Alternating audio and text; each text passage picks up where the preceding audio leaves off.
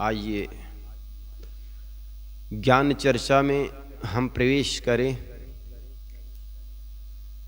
कल हम चर्चा कर रहे थे भारतीय चिंतन धारा के दो परंपरा, एक ब्राह्मणपन परंपरा जिसमें कर्मकांड की प्रधानता मानी जाती है। जहाँ पर कोई भी समस्या का समाधान लेकर कोई आता है तो उसके समाधान में कर्मकांडी लोग कर्मकांड बता देते हैं। नाम जाप, यज्ञ, होम, हवन, दान, तीर्थ व्रत और अमुख नग की अंगूठी दिशा शुल के बारे में अनेक प्रकार के कर्मकांड बताकर उन समस्याओं का समाधान चाहते हैं, समाधान करना चाहते हैं। लेकिन हम देखते हैं जिन महापुरुषों के नाम लेकर के हम अपने पापों को काटना चाहते हैं, अपने जीवन के आए समस्याओं को हम मिटाना चाहते हैं, समाप्त करना चाहते हैं या पापों से या समस्याओं से मुक्त चाहते हैं, उन महापुरुषों को भी अपने अपने कर्मों का फल भोगना पड़ा। चाहे वो महाराज राम हो, चाहे वो महाराज कृष्ण हो, चाहे विष्णु हो, सबको अपने कर्मों का फल भोगना पड़ा है। जब उन महापुरुषों को भी अपने कर्मों का फल भोगना पड़ा है तो आप उनके केवल नाम मात्र जाप करके या उनकी मूर्ति या फोटो की पूजा करके उन पापों से मुक्त कैसे हो सकते हैं। कल मैंने श्री राम जी के बारे में बता रहा था किस प्रकार महाराज राम को अपने कर्मों का फल भोगना पड़ा। देवी पुराण के अंतर्गत जो बातें पंडितों ने लिखी हुई है, अब पंडित लिखे हो बात सत्य हो या ना हो, लेकिन कर्म सिद्धांत के अनुसार यह बात सटीक बैठती है, क्योंकि हर व्यक्ति अपने कर्मों का दृष्टा होता है। और इस जन्म में हमने पाप किया हो या ना हो, लेकिन हमारे जीवन में अगर दुख मिल रहा है तो निश्चित मानिए कि हमने कहीं न कहीं कर्म गलत किए जिसके चलते आज हमें दुख मिल रहा है। इसके उदाहरण को समझने के लिए संत लोग उदाहरण देते हैं। एक किसान अपने खेत में बीज डाल रहा था, चूंकि सावन महीना के समय में किसान सावन आने के पहले ही खेतों में बीज डालता, और बीज डालने के बाद जब बारिश होती तो उससे अंकुरन होकर के उससे छोटे छोटे पौधे निकलने लगते हैं, और पौधों को देखकर ये जान जाया जाता है कि ये किसका बीज है। किसान बताए या न बताए, लेकिन जो जानकार किसान है, जो जानकार विशेषज्ञ व्यक्ति है, उस बीज के अंकुरण को देख करके वो जान जाता है कि इसमें कौन से बीज डाला गया। तो किसान बीज छिड़क रहे थे, एक संत उधर से गुजर रहे थे। संतों की ये इच्छा होती है कि कोई भी व्यक्ति मिले जब उदास हो और मन में खिन्नता से कोई भरा हुआ व्यक्ति हो तो उनके चेहरे में मुस्कान ले आए। किसी के चेहरे में मुस्कान ले आना भी बहुत बड़ी बात होती है। हंस लो, हंसा लो, जिंदगी में क्या लगता है। लेकिन कुछ लोग होते हैं जो अपने जीवन भर चेहरे बनाए हुए रहते हैं, कभी हंसी नहीं, कभी उनके जीवन में कोई मुस्कान नहीं। और फिर हंसी ही ने तो आपको मनुष्य बनाता है। किसी ने बड़ा अच्छा पूछा कि इंसान कौन, मनुष्य कौन। तो भले मनोविज्ञान इंसान के बारे में हजारों परिभाषा देता हो, मनोवैज्ञानिक हजारों परिभाषा देता हो, लेकिन मनुष्य वह है जिसको सौभाग्य हंसने का मिला हुआ। जो हंसता है वही मनुष्य है। अन्यथा दुनिया के किसी भी क्षेत्र में चले जाए और दुनिया के किसी भी प्राणी को देख लीजिए, उनको जीवन में हंसने का सौभाग्य नहीं मिला है। तो आपको भी जो जीवन मिला है, इस जीवन में खूब अपने जीवन को प्रसन्नता से बिताइए, हंसी कहकहा में अपने जीवन के कुछ क्षण को बिताइए। तो संत चले जा रहे थे, रास्ते सड़क के किनारे खेत पर एक किसान बीज डाल रहे थे। किसान जब बीज डाल रहे थे, उस बीज डालने वाले किसान, एक तो ऊपर से धूप पड़ रही थी और एक तो भूखा था, गर्मी तेज थी और भूख की गर्मी, दोनों के चलते उनके चेहरे बड़े मलिन थे। तो संत ने देखा ये किसान बीज डाल रहा है, थोड़ा इनके जीवन में मुस्कान ले आऊं। तो जाकर कहने लगे, भैया कौन से बीज डाल रहे हो? किसान कुछ बोला नहीं। संत ने सोचा कि शायद ये बहरा है, जोर के आवाज लगाकर कहा, भैया मैं आपसे पूछ रहा हूं कि ये कौन से बीज डाल रहे हो? उन्होंने कहा, तुम साधु हो तो अपना रास्ता नापना, तुम्हें क्या बीज किए पड़ी है? तो उस संत ने बड़ा अच्छा उत्तर दिया कि किसान भाई तुम बताओ या ना बताओ, जब 1 महीने बाद मैं इधर से गुजरूंगा तो पता चल ही जाएगा तुमने किस फसल का बीज इसमें रोपण किया है, डाला है। तो आज बीज कौन से डाले हो ये पता ना चले, लेकिन जब उसका परिणाम आएगा उस दिन पता चल जाएगा वास्तव में हमने गलत बीज डाला था और उसका गलत परिणाम आज आया है। सदगुरु कबीर ने कहा, बोए पेड़ बबूल का आम कहां से खाए। अगर आप आम का बीज लगाएंगे तो निश्चित ही उसमें आम का पौधा निकलेगा, फिर झाड़ बनेगा, फिर फूल और फल बनेगा और उस फल से आपका मुख मिठास से भर जाएगा। लेकिन आप बबूल का बीज डालते हैं और आम की चाहना रखेंगे। कई बार आदमी मिलता है तो कहता है, महाराज मैंने जीवन में ऐसा कोई काम नहीं किया, ऐसा कोई कृत्य नहीं किया जिसके चलते मेरे जीवन में दुख आए, कारण क्या है? तब संत कहते हैं, भैया जाने अनजाने में आपने जो कर्म किया उसका फल आज मिल रहा है। वही तुमको मिल रहा है जो कि पहले से दिए हो, उसी का फल सामने है, शुभ अशुभ जो कुछ किए हो। और यहां तक तो सदगुरु कबीर ने पंडितों के द्वारा बताए हुए कर्मफल के बारे में सुंदर अपने वाणी में उद्घृत करते हैं।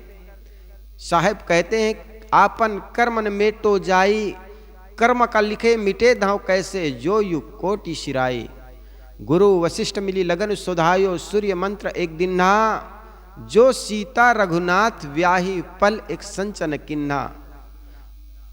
नारद मुनि को बदन छिपायो, किन्हो कपि को स्वरूपा, शिशुपाल की भुजा उपारी, आप भय हरि ठूठा।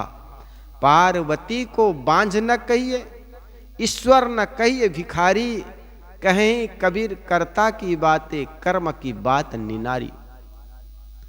सदगुरु कबीर कहते हैं, आपन कर्म न मेटो जाई।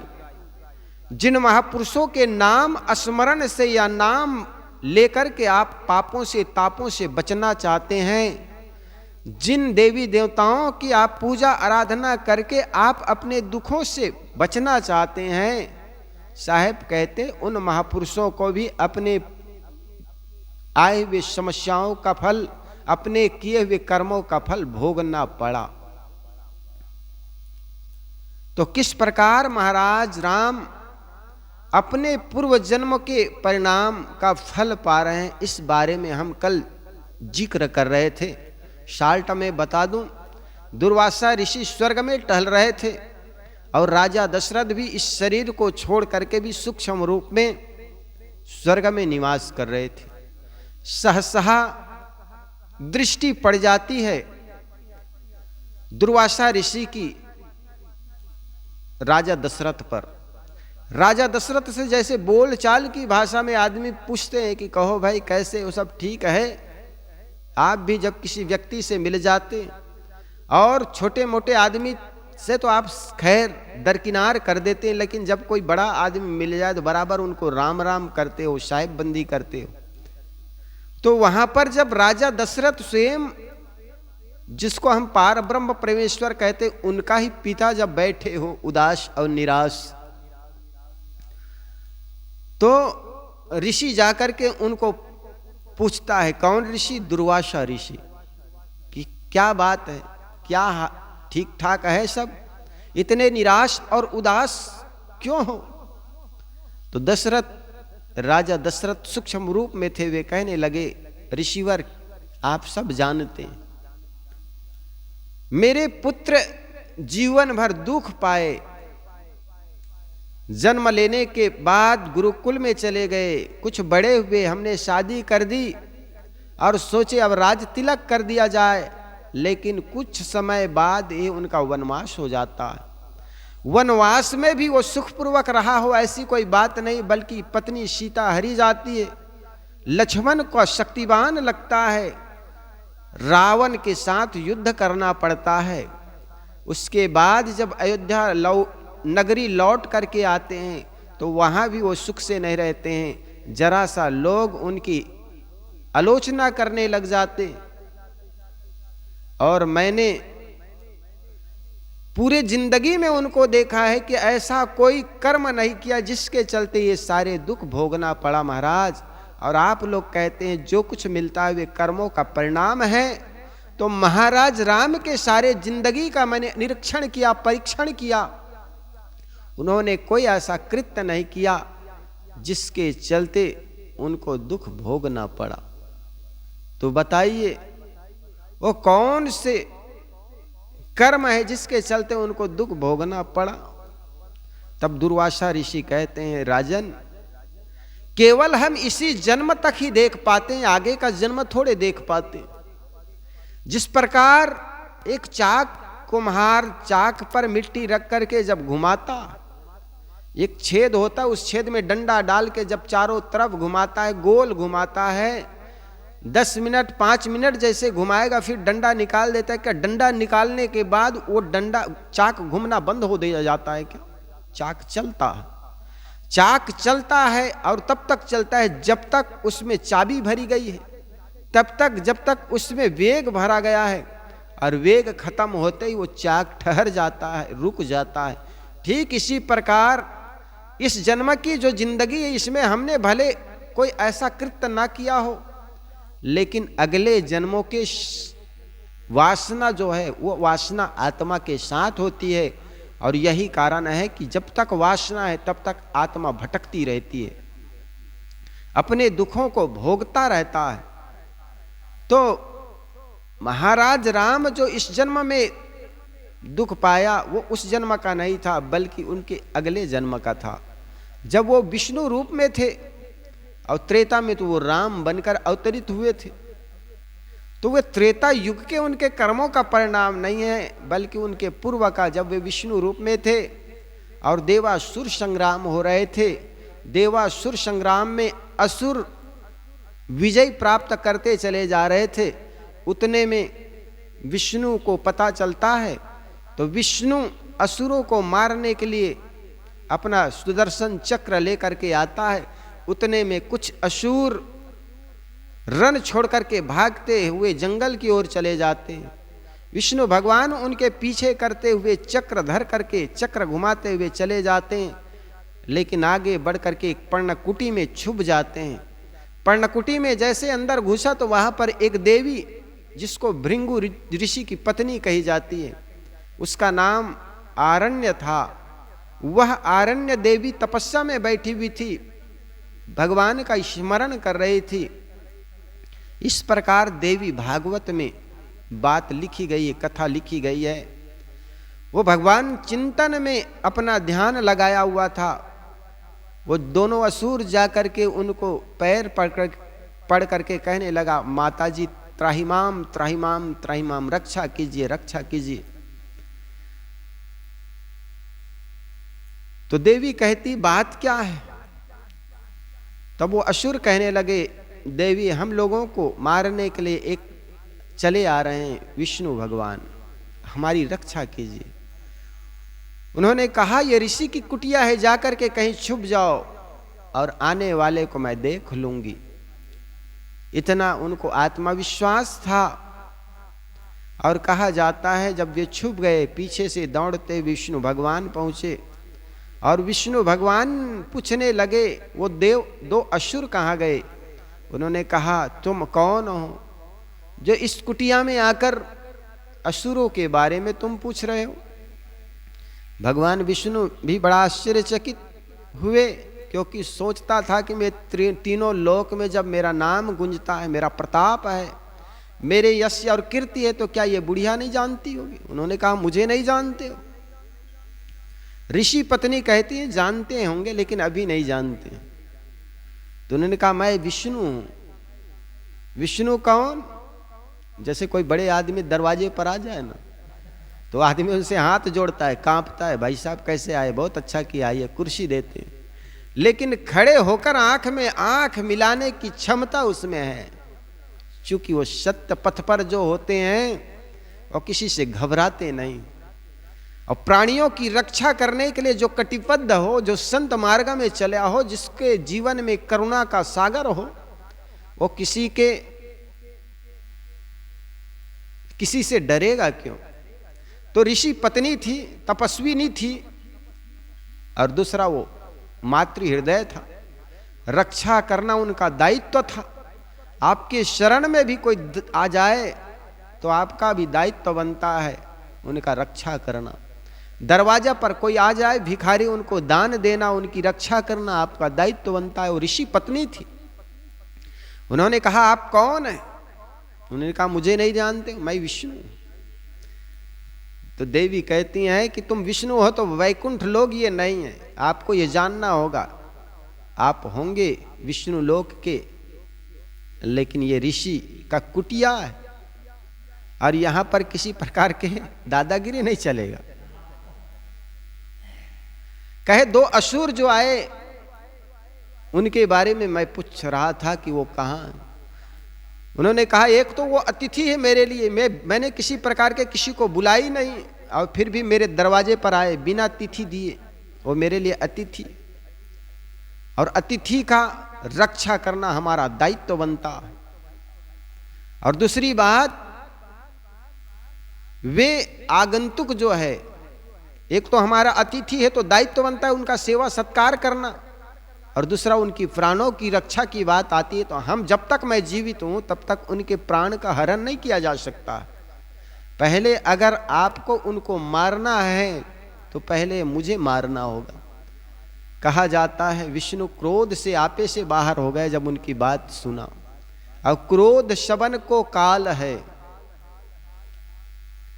क्रोध तो सबसे बड़ा काल है जी, भले ही भगवान हो आदमी हो क्या फर्क पड़ता है। जब आदमी की क्रोध आ जाता है तो आदमी की बुद्धि काम नहीं करती।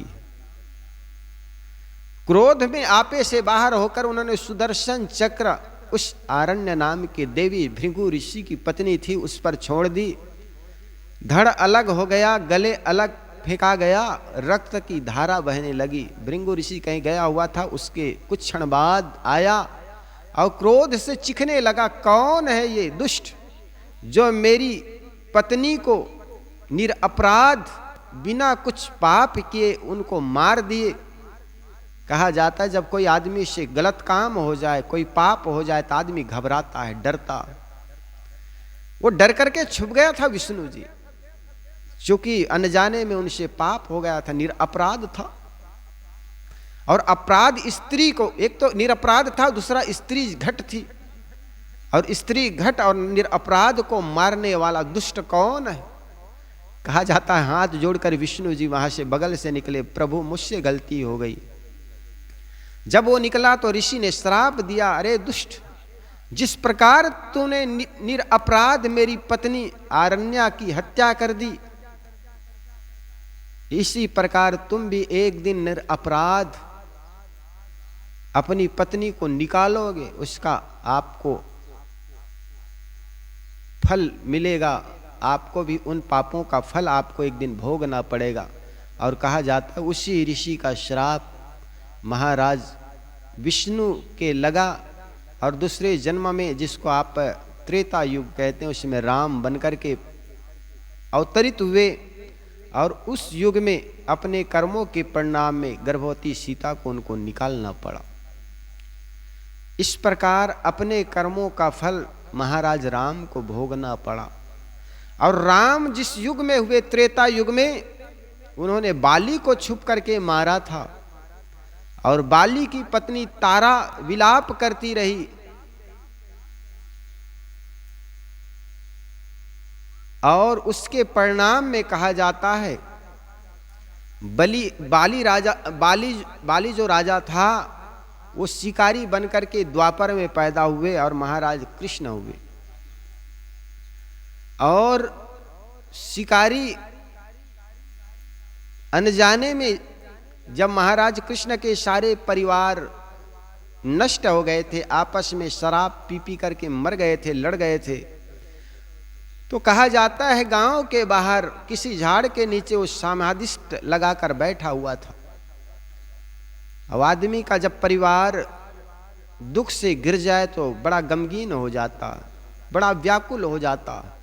ऐसे समय में गांव के बाहर एक झाड़ के नीचे वो बैठे हुए थे जहाँ जंगल था, और उस झुरमुट में से एक शिकारी निकला। शिकारी ने समझा ये किसी चमक रहे तलवे को देखा, क्योंकि एक पैर को दूसरे पैर में डाल करके वो बैठे हुए थे। ऐसे समय में शिकारी ने उस पैर के तलवे को देख करके शिकार समझ बैठा, हिरण्य समझ बैठा, और हिरण्य समझ करके जब मारा तो वो तीर महाराज कृष्ण के पैर में चुभ गए, और उसी तीर के घाव से जो हुआ उसी से महाराज कृष्ण का प्राणांत हुआ। तो इस प्रकार हम देखते हैं महाराज कृष्ण हो या महाराज राम, सबको अपने कर्मों का फल भोगना पड़ा है। और हम ये सारे देवी देवताओं की पूजा करके हम अपने पापों से तापों से बचना चाहते हैं, भला ये कैसा हो सकता। इसलिए संतों ने ये तो बताया ब्राह्मण परंपरा की समस्याओं का हल, और इसके समाधान के लिए श्रम परंपरा के संतों ने कर्मकांड को नहीं बल्कि कर्म को सुधारने की बात कही।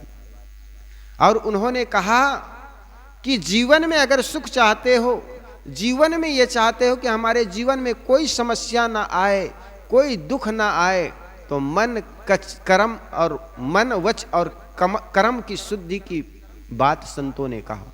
और जिस व्यक्ति के मन वच और कर्म शुद्ध हो जाए, फिर दुनिया का कोई भी भगवान उनका बाल बांका नहीं कर सकता, दुनिया का कोई भी शैतान उनका बाल बांका नहीं कर सकता। जब व्यक्ति का कर्म ठीक हो जाए, वो आपसे भी ज्यादा कर्मकांडी थे, यज्ञ होम हवन करते थे, जिनको भगवान भी आशीर्वाद देने के लिए अवतरित होते हो, वरदान देने के लिए अवतरित होते हो, बताओ वो कम बड़े पुजारी रहे होंगे क्या। महाराज रावण वेदों के मंत्र का उच्चारण ऐसे करते थे कि बड़े बड़े भगवान भी प्रकट हो जाते थे, जैसे सीरियल के अनुसार देखा गया है। महाराज रावण जब समाधिस्थ होते तो खूब गर्जना होती, बिजली चमकते, बाढ़ आ जाती, फिर भी अपने समाधिस्थ से वो हटते नहीं थे। और आप तो साहब कितने बड़े पुजारी हो, भले एक फूल दो फूल एक हार लेकर के जाते हैं, लेकिन उन्होंने तो अपने सिर के गर्दन को भी काट काट करके भगवान के चरणों में डाल दिए। और जिनके अंदर में इतने सामर्थ्य आ गया कि भगवान शंकर को भी उनके साथ लंका जाने के लिए तैयार हो गए। बताओ कितने प्रताप, कितने वे बलशाली थे, कितने तपस्वी थे, वेद विद्या स्नातक थे, ब्राह्मण के सुपुत्र था, उत्तम कुलस्थ के नाती, पूज्य विरंची, शिव बहुभांति। भगवान शिव ब्रह्मा के बहुत अच्छे पुजारी थे, कर्मकांड भी बहुत अच्छे करते थे, पूजा भी अच्छे करते थे, लेकिन खराब हो गया क्या, कर्म खराब हो गया, नियत खराब हो गई, मन खराब हो गया। और जिस व्यक्ति का मन खराब हो जाए, नियत खराब हो जाए, कर्म खराब हो जाए, हजारों कर्मकांड करते रहिए साहब, अगर आपका कर्म खराब है तो आपको पतित होने से कोई रोक नहीं सकता। अगर आपका कर्म अच्छा है और कर्मकांड बिल्कुल नहीं किए हैं, किसी भगवान के मंदिर में जाकर पूजा नहीं किए हैं, तो भी आपके सद्कर्मों का परिणाम आपको मिलने से कोई रोक नहीं सकता। समझ में आ रही है? अगर आपने सत्कर्म किया है, सही पथ पर चला है, सत्य को अपने जीवन में अंगीकार किया है, तो भले किसी मंदिर में जाकर आपने पूजा नहीं की, किसी मस्जिद में जाकर आपने नमाज अदा नहीं किए, लेकिन आपको उसके अच्छे फल मिलने से कोई रोक नहीं सकता। और दूसरी बात, आपका अगर कर्म खराब हो गया है तो हजारों तीर्थों में गए हो, हजारों मंदिरों की पूजा किए हो, लेकिन उसके फल अच्छा नहीं आ सकता है, क्योंकि आपका कर्म खराब है। इसलिए हमारे संतों ने कहा, कर्म तुम्हारे अच्छे हैं तो किस्मत तुम्हारी दासी है, धर्म तुम्हारे अच्छे हैं तो घर में मथुरा काशी। कर्म धर्म दोनों खराब तो गले में यम की फांसी है, और कर्म धर्म दोनों अच्छे तो जीवन बना अविनाशी। अगर आपके कर्म खोटे हैं और आप 1000 कर्मकांड किए हो, 1000 मंत्रों का अच्छा उच्चारण करते हैं, बताओ महाराज रावण के जैसे कोई कर्मकांडी हो सकता है क्या? शिव सूत्र जो बना है वो महाराज रावण के द्वारा बनाए गए वो शिव सूत्र, जब भी पंडित महादेव के मंदिर की पूजा प्रथा जब शुरू करते हैं तो वो शिव मंत्र से वो शुरू करता है, शिव सूत्र कहते हैं। उस शिव सूत्र को बनाने वाले रावण थे। आप तो केवल उनके मंत्रों को दोहराते हैं, उन्होंने मंत्रों का सृजन किया, लेकिन एक क्या खराब हो गया? केवल कर्म खराब हो गया। और कर्म खराब हो गया तो उनके कर्मकांड कोई काम नहीं आए। तो ठीक इसी प्रकार अगर आपका भी मन वचन और कर्म खराब है तो 1000 पूजा प्रश्ना कर लीजिए, कोई उसका फल सुंदर मिलने वाला नहीं। इसलिए हमारे संत कहते हैं, आपका भले बहुत भगवानों की पूजा प्रश्ना नहीं करते, बहुत तीर्थों और मंदिर के बारे में नहीं जानते, लेकिन सत्कर्म करते हैं। एक कहानी हमारे संत लोग सुनाया करते हैं, किसी पुराण की कहानी। एक दो नारद को बड़ा घमंड हो गया कि इस धराधाम में, इस कलयुग में कोई आपका नाम लेने वाला नहीं। भगवान विष्णु के पास जाकर कहने लगे, नारायण नारायण। उनका काम ही था, कभी कहीं चले जाते, कभी कहीं चले जाते, कभी पाताल लोक चले जाते, कभी कलयुग में चले जाते, और कभी और कहीं चले जाते, स्वर्गलोक में चले जाते, नारायण नारायण करके पहुंच जाते।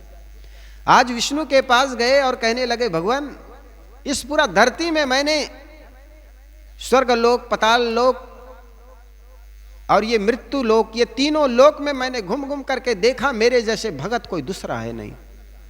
नारद ने कहा, ऐसे क्यों कहते? उन्होंने कहा, मैं सब जगह देख लिया, हर व्यक्ति अपने काम में फंसा हुआ है। कोई खेती कर रहा है, कोई हल चला रहा है, कोई और फैक्ट्री में काम कर रहा है, कोई मजदूरी कर रहा है, लेकिन मैं ही एक ऐसा भगत हूं जो आपका नाम ले रहा हूं। बड़ा सीना ठोक करके कह रहा है। भगवान विष्णु ने सोचा इस आदमी को बड़ा अहंकार हो गया, नारद को बड़ा अहंकार हो गया, ये कहता है मैं बहुत बड़ा भक्त हूं। उन्होंने कहा, नारद ऐसे कर, तुम एक काम कर, ये कटोरा जो है वो तेल से भरा हुआ है,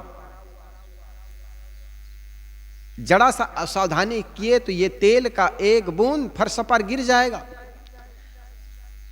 और तुम पूरे मेरे राज्य में एक चक्कर लगा कर आना। उन्होंने कहा, भगवान बिल्कुल आता हूं, अभी निकला, लेकिन एक शर्त है, तुम्हारे पीठ पीछे 2 नंगी तलवार लिया हुआ 2 सिपाही होंगे। कहे, सरकार ये क्यों? कहे, इसलिए ताकि कटोरा का एक बूंद फर्श पर पड़ जाए या गिर जाए तो ये नंगी तलवार लिए हुए जो सिपाही ना तुम्हारे धड़ से ये सिर अलग कर देंगे। एकदम से नारद तो नाराज हो गए, भगवान ऐसा कैसा? कहे, तुम कहते हो ना मैं भगवान का बड़ा भक्त हूं, तो इसकी परीक्षा के लिए बहुत जरूरी है। नारद स्वीकार कर लिए। गया, कटोरा तेल भरा हुआ था, पूरी लबालब तेल से भरा हुआ कटोरा का जब लेकर चलता है तो उनका सारा ध्यान कटोरा पर है, ताकि कटोरा से एक बूंद तेल भी फर्श पर गिर ना जाए, जमीन में गिर ना जाए। चूंकि गिरेगा तो मेरा ये धड़ से सिर को अलग कर देगा 2 सिपाही। और पूरा आधा घंटा बाद जब चक्कर लगा करके आया नारद, तो भगवान पूछने लगा, नारद यात्रा कैसी रही आधा घंटा की तुम्हारी? एक बूंद ये तेल का बूंद फर्श पर गिरा कि नहीं गिरा? भगवान आपके बताए हुए पूरा काम मैंने तन मन धन से किया, एक बूंद भी तेल का फर्श पर गिरने नहीं दिया। लेकिन नारद बता, तूने मेरे इस आधा घंटा के दरमियान तुमने कितने बार मेरे नाम लिए? जैसे ही कितने बार नाम लिए ये पूछा विष्णु भगवान ने, तब नारद कहने लगे, भगवान आप नाम की बात कहते हो, अरे ये दो सिपाही मेरे धड़ को अलग कर देते अगर मेरा ध्यान कटोरा पर ना होता। मेरा ध्यान भगवान उस कटोरा पर रहा, चूंकि कटोरा का एक बूंद अगर तेल फर्श पर गिर जाता तो ये दोनों सिपाही मेरे धड़ से गले को अलग कर देता, इसलिए मेरा सारा ध्यान उस कटोरा पर था और मैंने तो आपका नाम जपा ही नहीं। उन्होंने कहा, ठीक तुम समझते हो कि नहीं, ये किसान है, ये मजदूर है, और मजदूरी करने वाला कोई व्यक्ति मेरा नाम नहीं जाप करता है, ऐसा तुमको अहंकार है कि केवल मैं नाम नारायण नारायण करते मैं ही आपका बड़ा भक्त हूं। तो सुन, ठीक इसी प्रकार जो भी जहां काम कर रहा है वो सब मेरे ही काम है। कोई जरूरी नहीं कि वो बैठ करके केवल मेरा ही नाम का उच्चारण करे या मेरे ही मंदिर में जाकर के पूजा करे तभी वो मेरी पूजा होगी, बल्कि वो जहां पर जिस क्षेत्र में काम कर रहा है अपने कर्मों के प्रति अपना दायित्व तो अपना कर्तव्य समझता है, तो समझना वो सब मेरे ही पूजा कर रहा है। इस प्रकार जिस जिस क्षेत्र में हम काम कर रहे हैं, इसी को सदगुरु कबीर ने अपने ढंग से बड़ी अच्छी बात कही कि जो कुछ करूं सो पूजा, जहां जहां डोलूं सो परिक्रमा, जो कुछ करूं सो पूजा। जब जब डोलता हूं, जो भी कर्म करता हूं, वो सारे काम उसी परमात्मा की याद में उसी की पूजा है। बताओ, इससे बड़ी पूजा और क्या हो सकती है? इससे बड़ा पुराणों का प्रमाण क्या हो सकता है? और हम तो केवल सोचते हैं महाराज धार्मिक कर्मकांड कर रहे हैं, हमें फुर्सत ही कहां है। अरे फुर्सत तो जिस क्षेत्र में आप काम कर रहे हैं वो क्षेत्र ही पूजा है। साहब ने कहा था, सदगुरु कबीर कहते हैं, संतों सहज समाधि भली, जहां जहां डोलूं सो परिक्रमा, जो कुछ करूं सो पूजा। आंख न मूंदूं कान न रूंदूं, काया कष्ट धारों, खुले नयन हंस हंस पहचानो, सुंदर रूप निहारों। शब्द निरंतर मनवा राता, मलिन वासना त्यागी, उठत बैठत कबू न छूटी, ऐसी तारी लागी। कहें कबीर सहज यह रहनी, सो प्रगट कर गाई। सुख दुख से एक परे परम पद, सो पद है सुखदाई। तो मैंने शुरू किया था कल, जैसे आपको बताया था, ब्राह्मण परंपरा और दूसरा श्रमण परंपरा। तो ब्राह्मण परंपरा में कर्मकांड की प्रधानता होती है, नाम जप यज्ञ हवन होम व्रत तीर्थ, गंगा स्नान, दिशा शूल मुहूर्त, अमुख नग पहनने से समस्याएं दूर हो जाएगी। तरह तरह की समस्याओं के हल के लिए युक्तियां बताई जाती है। लेकिन गोस्वामी तुलसीदास जी महाराज एक शब्द बड़े अच्छे कहे कि बहु कहे उपाय, छूटत नाहि अधिक अधिक उर्झाई। उन्होंने कहा श्रुति पुराण में बहुत सी बातें कही गई है, श्रुति पुराण बहु कहे उपाय, छूटत नाहि अधिक अधिक उर्झाई। ये छूटता नहीं है बल्कि और अधिक उलझते चले जाते हैं। इसलिए हमारे संत परंपरा के संतों ने, जिसको हम श्रमण परंपरा के संत कहते हैं, उन संतों ने बताया कि जो व्यक्ति अपने मन वचन और कर्म को संयम कर लेता है, मन वचन और कर्म को सुधार कर लेता है, उनके जीवन में समस्याएं दूर हो जाती हैं, उनके जीवन के दुख दूर हो जाते हैं। तो निश्चित जिस सदगुरु कबीर की परंपरा की बात हम कर रहे हैं, वो सदगुरु कबीर किसी भी समस्याओं का कोई कर्मकांड नहीं बताते, कोई यज्ञ होम हवन की बात नहीं करते, कोई नाम जाप की भी बात नहीं करते। और सदगुरु कबीर तो एक नाम जाप के बारे में कोई कहता है कि नाम जाप कर लेने मात्र से कोई पापों से मुक्त हो सकता है, तो साहब एक झड़ी लगा देते हैं, एक प्रश्न पर प्रश्न खड़े कर देते हैं। पंडित बाद बदे सो झूठा, राम के कहे जगत गति पावे, खाड़ कहे मुख मीठा। पावक कहे पांव जो डाए, जल कहे तृषा बुझाई, भोजन कहे भूख जो भाजे, तो दुनिया तर जाई। नर के संग सुहरि बोले, हरि प्रताप न जाने, जो कभी उड़ जाए जंगल में, तो हरि सूरत न आने। बिनु देखे बिनु अर्श परस बिनु नाम लिए का होई, धन के कहे धनिक जो होवै निर्धन रहे न कोई, साची प्रीति विषय माया सो हरि भक्तन की फांसी, कहे कबीर एक राम भजे बिन बांधे यमपुर जासी। सदगुरु कबीर के राम को समझना होगा। सदगुरु कबीर कोई पंडित के विरोधी नहीं, और जो विद्वान होते हैं, जो संत होते हैं, वो कभी किसी व्यक्ति के विरोधी नहीं होते। जैसे कोई व्यक्ति माने कि सूरज के प्रकाश से अंधकार को बाधा होता है, समस्याएं आती है, और वो सोचे कि सूरज अंधकार का विरोधी है, तो वो तो सोचने वाले का पर डिपेंड करता है आप कैसे सोचते हैं। सूरज कोई अंधकार का विरोधी नहीं है या अंधकार का खंडन करता है, ऐसी कोई बात नहीं, बल्कि सूर्य तो अपनी पूर्णता में वो खिलते हैं, उगते हैं। ठीक इसी प्रकार सदगुरु कबीर ने किसी पंडित का विरोध नहीं किया, उनका खंडन नहीं किया, बल्कि सदगुरु कबीर ने तो उनका आदर दिया, उनको आदर किया। और साहब कहते हैं पंडित सो मिलिए,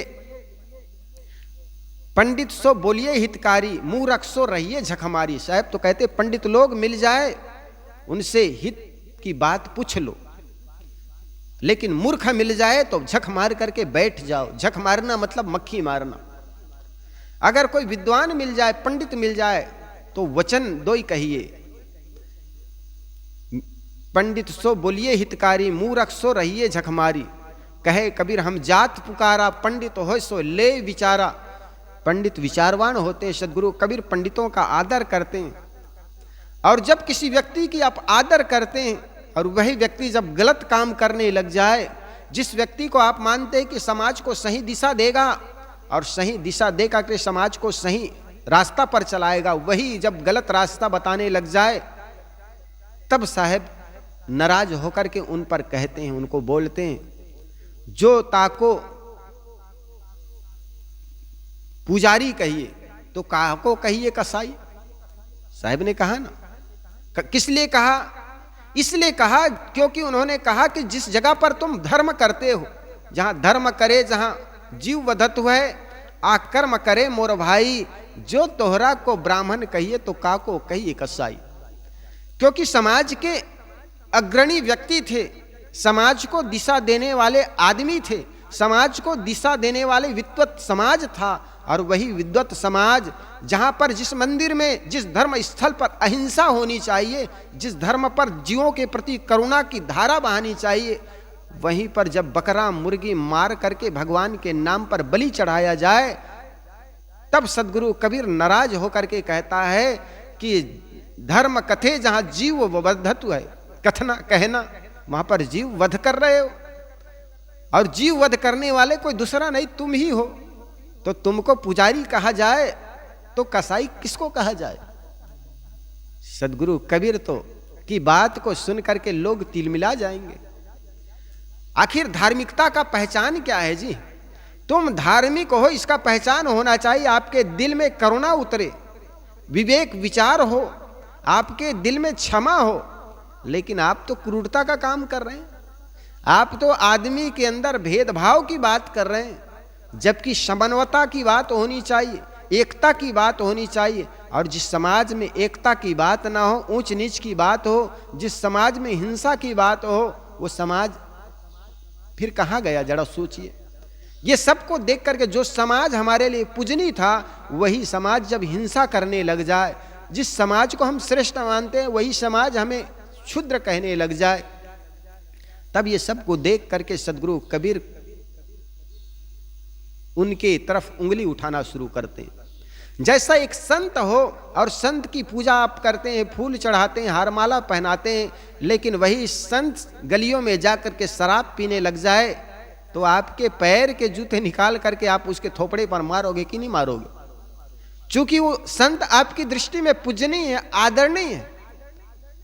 और वही जब गलत कृत्य करने लग जाए तो आप उनकी जूता से स्वागत करते हैं, जिसका कल तक आप हार से स्वागत कर रहे थे, फूल से स्वागत कर रहे थे, आज वो शराब पी करके, गांजा पी करके बैठ जाए तो आप जूता से स्वागत करने लग जाएंगे। ठीक इसी प्रकार समाज को सुंदर दिशा देने वाले, धर्म अध्यात्म की ओर ले जाने वाले, अहिंसा के पुजारी बनाने वाले, करुणा से इस समाज को सिंचने वाले जब पंडित ही गलत दिशा में जा करके हिंसा और बलि के नाम पर हिंसा करने लग जाए, तो सदगुरु कबीर ने कहा कि धर्म करे जहां जीव वधत हुए, अकर्म करे मोर भाई। जो तोहरा को पुजारी कहिए तो काको कहिए कसाई। और ऐसे जगह पर सदगुरु कबीर जब कहते हैं तो कोई गलत नहीं करता, क्योंकि जो व्यक्ति के लिए हमारे मन में जो आदर था, सम्मान था, जिनके रहने पर हमको भी एक अंदर से ऊर्जा मिलती थी, लेकिन वही व्यक्ति बिगड़ जाए तो मन में बड़ी गलानी होती है। इसलिए सदगुरु कबीर किसी के दुश्मन नहीं, सदगुरु कबीर किसी का खंडन नहीं करते और संत किसी के खंडन नहीं करते। जिस प्रकार सूरज उगा हो तो किसी को तकलीफ हो तो उसके सूरज की क्या गलती है, इसी प्रकार सदगुरु कबीर अगर सत्य बात करता है और कोई गलत बुद्धि का आदमी जिसके जीवन ही गलत हो, उनको लगता हो कि हमारा विरोध कर रहा है, तो सत्य बोलने वाले की गलती नहीं, बल्कि गलत अपने को धारणा में जीने वाले व्यक्ति की गलती है। इस प्रकार सदगुरु कबीर का जो मार्ग है वो श्रवण परंपरा का है, मन वच और कर्म को सुधार करने वाले मार्ग है। और जिस व्यक्ति ने अपने जीवन के मन वचन और कर्म को सुधार कर लिया, उनके लिए कोई दुश्मन नहीं होते, सबके लिए वो समान हो जाते हैं, सबके लिए वो पूजनीय हो जाते हैं। और वही आदमी जिसका मन वचन और कर्म सुंदर हो जाते हैं, वही संत हो जाते हैं। आज दो बातों पर हमने चर्चा की, एक ब्राह्मण परंपरा जिसको कर्मकांडी परंपरा कहते हैं, और एक श्रमण परंपरा जहाँ पर विवेक विचार की बातें की जाती है, जहाँ पर अपने मन वचन और कर्मों को सुधार करने की बात कही जाती है। अपने कर्मों को सुधारोगे भाई, तुम पर जुल्म है ना ईश्वर खुदाई। अगर तुम्हारे कर्म अच्छे हैं तो 1000 शैतान मिलकर के भी आपको दुख नहीं दे सकता है, और अगर आपके कर्म खराब है तो 1000 यज्ञ होम हवन कीजिए, 1000 भगवानों के मंदिर में जाकर के आप पूजा कीजिए, लेकिन उस मंदिर में बैठे भगवान भी आपको कुछ नहीं कर सकता। राजा दशरथ को जो फल मिला अपने पुत्र के विछोह में, जिनको प्राण त्यागना पड़ा, उनको भी पंडितों ने नहीं छोड़ा। उन्होंने कहा कि राजा दशरथ पुत्र के वियोग में मरा, ये भी उनके पूर्व जन्मों का परिणाम बताया। श्रवण अपने पिता याद करो, एक युवक अपने वृद्ध माता पिता को, जिसको जिनके आंखों से अंधे थे जो माता पिता, उन लोगों को चारों धाम दिखाने के लिए, दर्शन कराने के लिए ले जा रहे थे। राजा दशरथ उस जंगल में शायद शिकार करने गए हुए थे। उतने में श्रवण कुमार के माता पिता को जब प्यास लगी तो मटका लेकर के पानी लेने के लिए किसी सरोवर के नीचे के पास गया, और श्रवण पानी लेने के लिए मटका को जैसे ही तालाब के पानी में डाला तो बुड़बुड़ की आवाज हुई। उस आवाज को सुनकर के राजा दशरथ ने कोई शिकार समझा, और उन्होंने, कहा जाता है उनको दृष्टि शब्द भेदी बाण का उनको ज्ञान था। आवाज सुना उन्होंने, और आवाज सुन करके लगा कि अमुक, यहां से अमुक दूरी पर कोई शिकार पानी पी रहा है। उन्होंने शब्द भेदी बाण मारा, और बाण मारते ही उधर से आवाज आने लगी, हे राम हे राम। अब जरा सोचिए, कहा जाता है उस समय वो आवाज करने लगे हे राम की। अब बताओ, राजा दशरथ के जो पुत्र राम हुए वो चौथे अवस्था में पैदा हुए। उनके पहले राजा श्रवण कुमार हुए, और श्रवण कुमार किस राम की फिर चर्चा की है उन्होंने, किस राम को याद किए। ये सबसे पता चलता है कि महाराज राम का जो नाम है, राजा दशरथ को ये नाम अच्छा लगा, इसलिए अपने पुत्र का नाम भी वो राम रखा। तो वो जो राम, हे राम की चर्चा उन्होंने जैसे की, बाण लगते उन्होंने के मुख से निकला हे राम, तो जा करके उनको ऐसा लगा कि मुझसे कुछ बड़ी गलती हो गई। जा करके देखा तो श्रवण कुमार वहाँ पर मूर्छित पड़ा हुआ था। श्रवण कुमार ने कहा, आपने ये क्या किया राजन? मेरे वृद्ध माता पिता जो आंखों से अंधे हैं, वे प्यास से तड़फ रहे, मैंने प्यास से उनको मुक्त करने के लिए पानी लेने के लिए आया था और तुमने तीर चला दी। लेकिन मेरा एक निवेदन है, मेरा शरीर रहे या न रहे, लेकिन इस पानी को ले जाकर कम से कम मेरे वृद्ध माता पिता को तृषा को शांत करा दीजिए। और कहा जाता है वो श्रवण कुमार के माता पिता जहाँ पर छोड़ गए थे, वो उस पानी के मटके को लेकर के श्रवण कुमार के माता पिता के पास राजा दशरथ आते हैं और बिना कुछ किए उनको पानी पिलाए जा रहे हैं। जब श्रवण कुमार की आवाज सुनाई नहीं पड़ी तो उनके माता पिता को संदेह हुआ, ये कौन है जो हमें पानी पिला रहा है? हर माँ बाप अपने बेटा की आवाज को या बेटा के चलने की आहट को माँ बाप जान जाते हैं साहब। जब उनको लगा कि ये हमारे लड़के नहीं, कौन है आप, ये आवाज करने लगे, तो राजा दशरथ को बताना पड़ा कि मैं दशरथ हूं, फलाने अयोध्या नगरी का राजा हूं।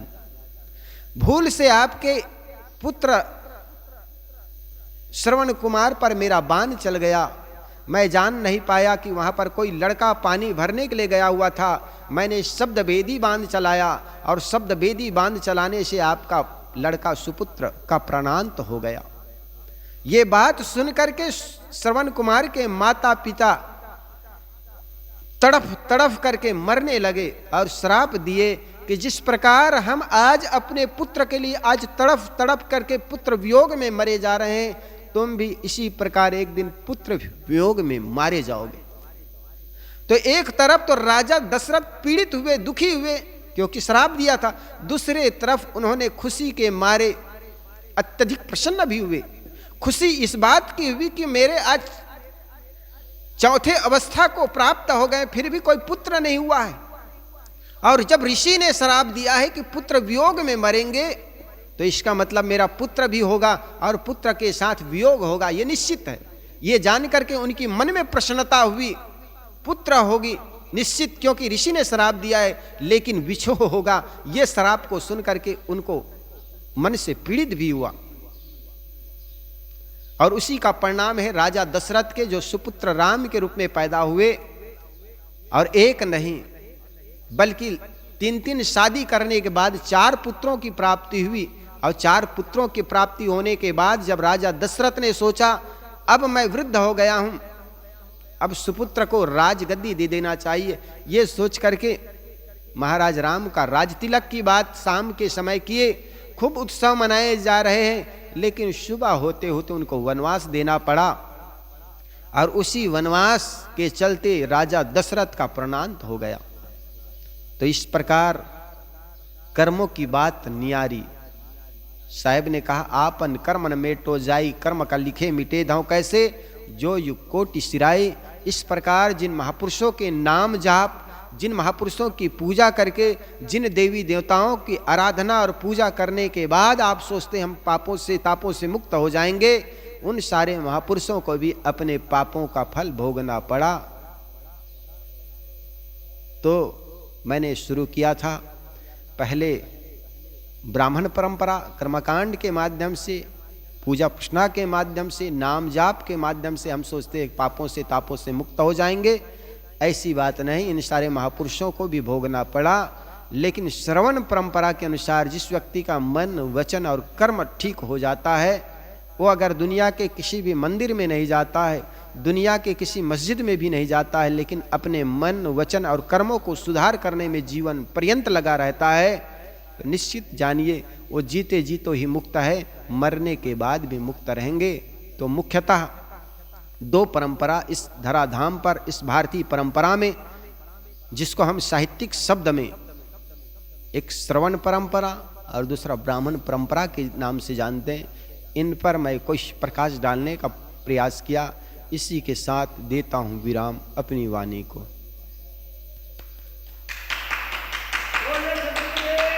की जय।